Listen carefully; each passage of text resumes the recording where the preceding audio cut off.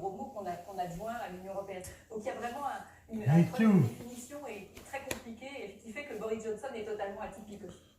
Alors le Brexit ravive aussi les tensions en Irlande. On l'a dit, tendu. une bombe a explosé en Irlande du Nord, tout près de la frontière.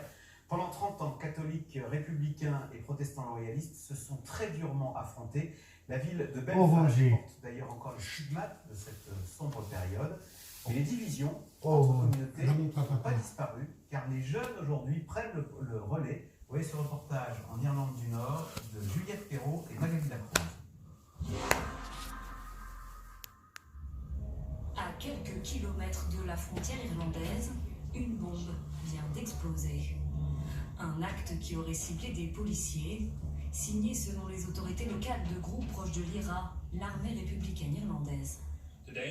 Aujourd'hui, nous avons vu un nouvel exemple de ce que veulent les républicains dissidents qui ont tenté d'assassiner des policiers et du personnel de l'armée. Un regain de tension observé depuis plusieurs mois et qui a coûté la vie à 7 journalistes tués d'une balle alors qu'elle couvrait des émeutes entre la police et des dissidents républicains. Une mort violente qui ravive les blessures du passé. Ce qu'on appelle ici les troubles. 3 décennies d'affrontements entre catholiques républicains et protestants loyalistes. 3500 morts. 21 ans après la signature de l'accord du Vendredi Saint, certaines villes portent encore les stigmates de cette période sombre. À Belfast, la division entre les deux communautés est visible à l'œil nu avec ces immenses portes qui séparent les quartiers catholiques des quartiers protestants. Et ici, personne n'y voit. À cause de ce qui s'est passé pendant les troubles, c'est mieux de garder les portes fermées la nuit pour séparer les communautés. Je dirais que oui. Pourquoi? Parce que les poteurs aussi viennent des deux côtés. Il y a une question de sécurité. Depuis 1998, Tony fait asseoir une porte dans la partie ouest de la ville. Il y a les clés de la paix. Oui, c'est lui qui détient les clés de la paix. Là, c'est le côté catholique. Et là, derrière cette porte, c'est le quartier protestant. Jusqu'à ce que chacune des communautés arrive à se faire confiance, les portes resteront fermées. Vous savez, on ferme aujourd'hui bien plus de portes depuis le second fait. Ça, les gens ne savent pas. Des communautés qui ne se font pas confiance et des jeunes qui poursuivent le combat de leurs aînés. Chris McCaffrey, 23 ans, a grandi à la frontière entre les deux Irlandes. Voici la frontière. C'est la frontière? Oui, c'est la frontière. Là, je me trouve du côté de l'Irlande. Et voilà, il n'y a aucun signe, presque pas d'infrastructure.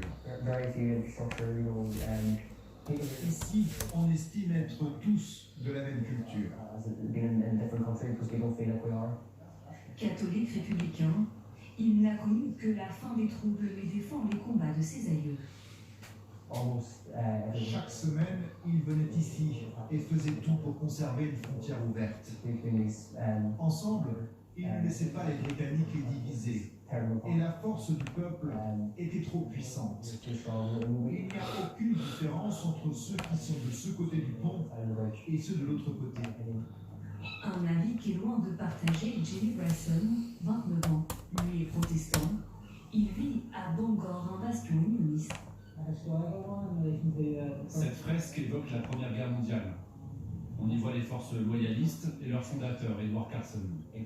Ça symbolise les sacrifices qu'on a faits, non seulement pour devenir britannique, mais aussi pour le rester. Et si on renonçait, ce serait trahir ces hommes. Alors la perspective du retour d'une frontière physique à cause du Brexit, pas un problème pour lui, bien au contraire.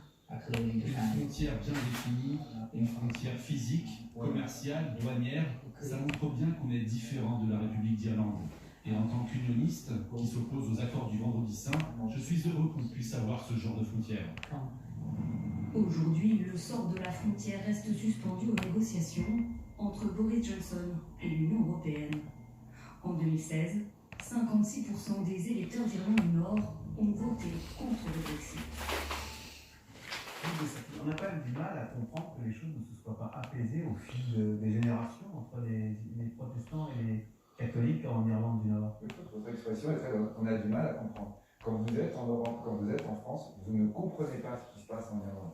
C'est vraiment quelque chose, effectivement, d'ailleurs, que peut-être à Londres, on a oublié aussi, parce que c'est évidemment incroyable que pendant toute la campagne sur le Brexit, en réalité, cette question irlandaise n'ait jamais été abordée. C'était en fait le problème sur lequel on se heurte depuis qu'on est en train de chercher un accord. Et c'est incroyable que la politique britannique, les Anglais, là pour le coup, pas les Britanniques, les Anglais, avaient complètement mis de côté cet antagonisme, cette espèce de braise ardente qui continue à couver en Irlande et qui peut d'un seul coup se rallumer. Je crois que votre